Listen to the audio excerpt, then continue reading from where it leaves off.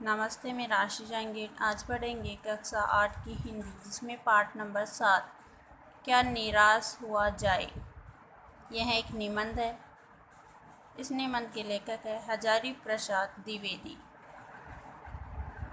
देखिए, मेरा मन कभी कभी बैठ जाता है।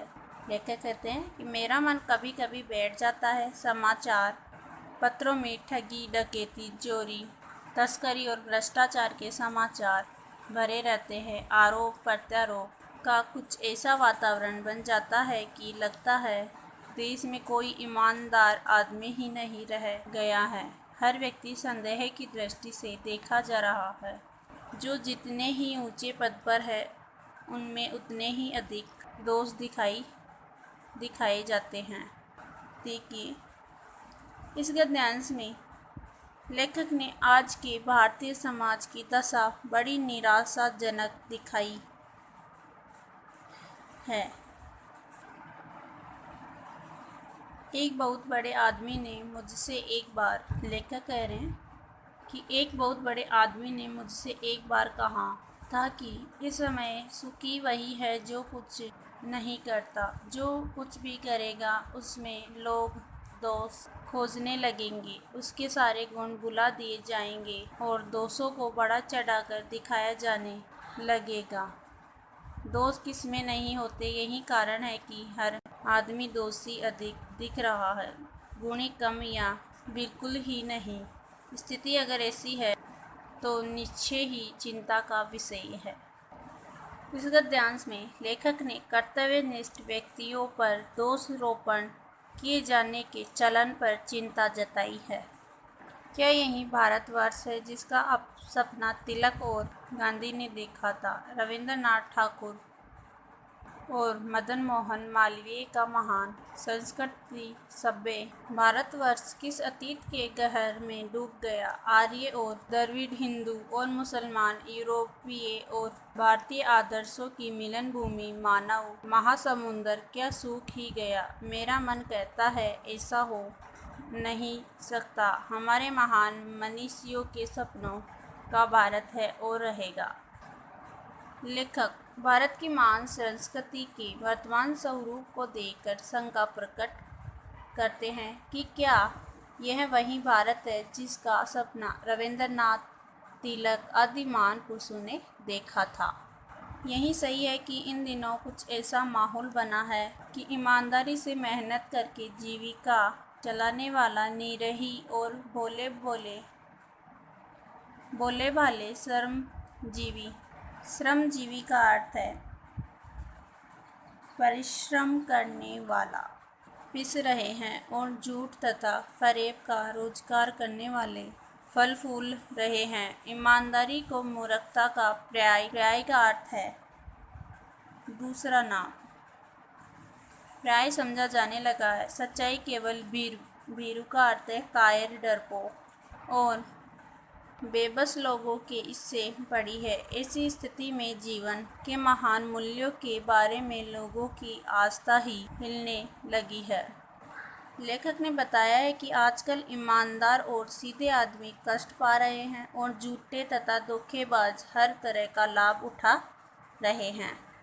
भारतवर्ष ने कभी भी भौतिक वस्तुओं के संग्रह को बहुत अधिक महत्व नहीं दिया है। उसकी दृष्टि से मनुष्य के भीतर जो महान आंतरिक गुण स्थिर भाव से बैठा हुआ है, वही चरम और लोभ, मोह, काम, क्रोध आदि विचार मनुष्य में स्वाभाविक रूप से विद्यमान रहते हैं, पर उन्हें गुण स्थिर भाव प्रधान शक्ति मान लेना और अपने मन तथा बुद्धि को उन्हीं के सहारे पर छोड़ देना बहुत बुरा आचरण है। भारतवर्ष ने कभी भी उन्हें उचित नहीं माना। उन्हें सदा संयम के बंधन से बांधकर रखने का प्रयत्न किया, परंतु भूख की अपेक्षा नहीं की जा सकती, बीमार के लिए दवा की उपेक्षा नहीं की जा सकती, गुमराह को ठीक रास्ते पर ले जाने के उपायों की उपेक्षा नहीं की जा सकती। लेखक ने भारतीय सामाजिक जीवन में भौतिक सुख सुविधाओं को अधिक महत्व नहीं दिए जाने के बारे में बताया है। वह यह है कि इस देश के कोटि कोटि दरिद्रजनों की हीन अवस्था को दूर करने के लिए ऐसे अनेक कायदे कानून बनाए गए हैं जो कृषि, उद्योग, वाणिज्य, शिक्षा और स्वास्थ्य की स्थिति को अधिक उन्नत और सुचारू बनाने के लक्ष्य से प्रेरित है। परंतु जिन लोगों को इन कार्यों में लगना है, उनका मन सब समय पवित्र नहीं होता। प्राय वे ही लक्ष्य को भूल जाते हैं और अपनी ही सुख सुविधा की ओर ज़्यादा ध्यान देने लगते हैं। लेखक ने बताया कि हमारे देश के सरकारी अधिकारियों में व्याप्त भ्रष्टाचार के कारण गरीबों को अच्छे कानूनों का लाभ नहीं मिल पा रहा है। भारतवर्ष से सदा कानून को धर्म के रूप में देखता आ रहा है। आज एकाएक कानून और धर्म में अंतर कर दिया गया है। धर्म को धोखा नहीं दिया जा सकता, कानून को दिया जा सकता है। यही कि जो लोग धर्म भीरू है वे भी कानून की त्रुटियों से लाभ उठाने में संकोच नहीं करते।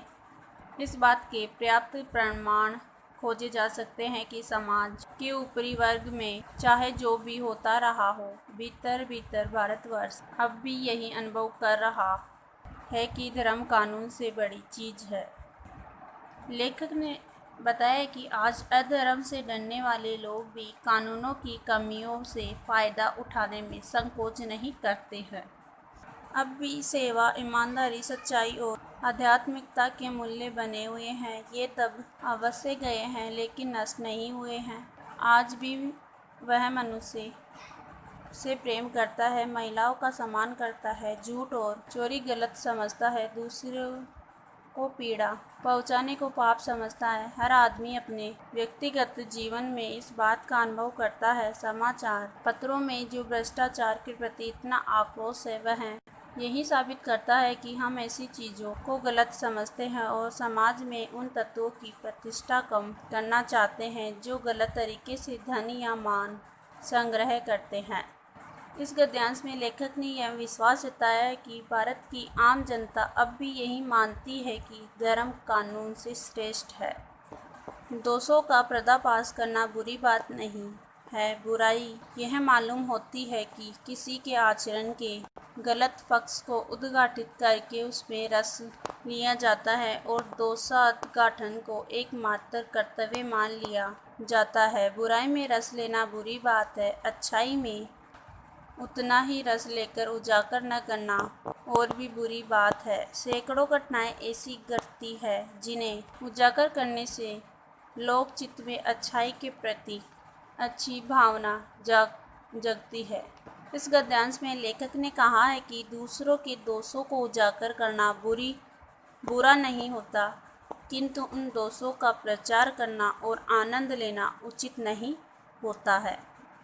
एक बार रेलवे स्टेशन पर टिकट लेते हुए गलती से मैंने 10 के बजाय 100 रुपये का नोट दिया और मैं जल्दी गाड़ी में आकर बैठ गया। थोड़ी देर में टिकट बाबू उन दिनों के सेकंड क्लास के डिब्बे में हर आदमी का चेहरा पहचानता हुआ उपस्थित हुआ। उसने मुझे पहचान लिया और बड़ी विनम्रता के साथ मेरे हाथ में 90 रुपये रख दिए और बोला, यह बहुत गलती हो गई थी, आपने भी नहीं देखा, मैंने भी नहीं देखा। उसके चेहरे पर विचित्र संतोष की गरिमा थी। मैं चकित रह गया। इस गद्यांश में लेखक ने अपने साथ हुई एक घटना का वर्णन किया है जो सच्चाई और ईमानदारी का उदाहरण है। कैसे कहूँ कि दुनिया से सच्चाई और ईमानदारी लुप्त हो गई है।